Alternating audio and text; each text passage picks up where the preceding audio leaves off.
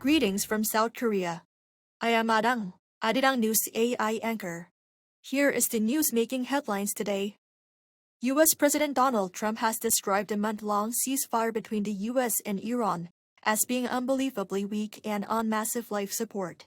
Trump made the comments in response to questions from reporters in the Oval Office on Monday. Earlier on the same day, the U.S. president told Fox News that he was considering resuming the suspended Project Freedom operation. In response to pressure from Trump, Iran said it had completed preparations for all possible countermeasures. Mohammad Bagher Ghalibaf, who led the Iranian delegation in the ceasefire negotiations, wrote on X on Monday night that Iran's armed forces are fully prepared to respond decisively to any aggression.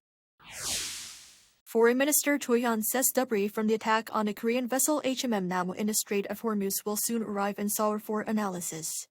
Speaking to Yonhap News Agency on Tuesday, Cho said defense ministry officials and specialized research institutes will jointly examine recovered fragments of the HMM Namu.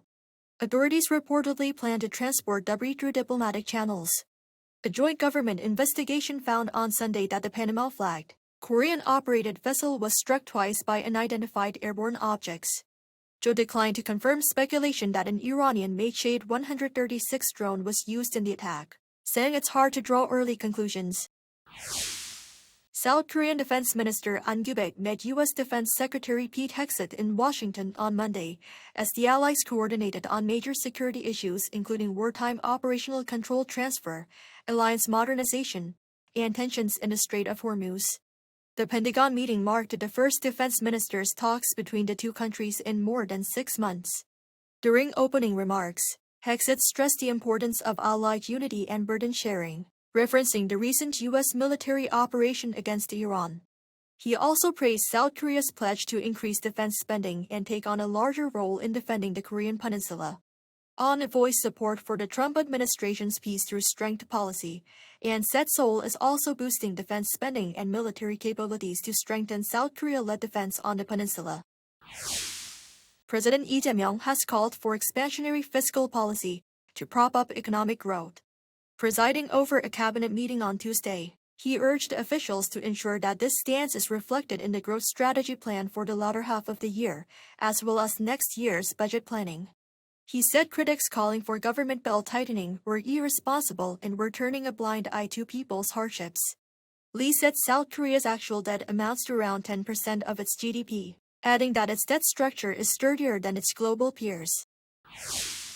South Korea's economy is maintaining recovery momentum propelled by robust semiconductor exports, though external uncertainties remain a concern. According to the Korea Development Institute's May Economic Trends Report, Korea is seeing a clear rebound in the tech sector alongside improving services. Exports surged 48% in April, driven by massive global demand for AI components. Domestically, equipment investment is showing solid growth, and retail sales are gradually recovering. However, the construction sector remains stuck in a prolonged slump. The state-run think tank also warned of persistent downside risks. The prolonged war in the Middle East has disrupted global crude oil shipments, pushing South Korea's consumer inflation up to 2.6% in April. That is all from me today. Thank you for watching.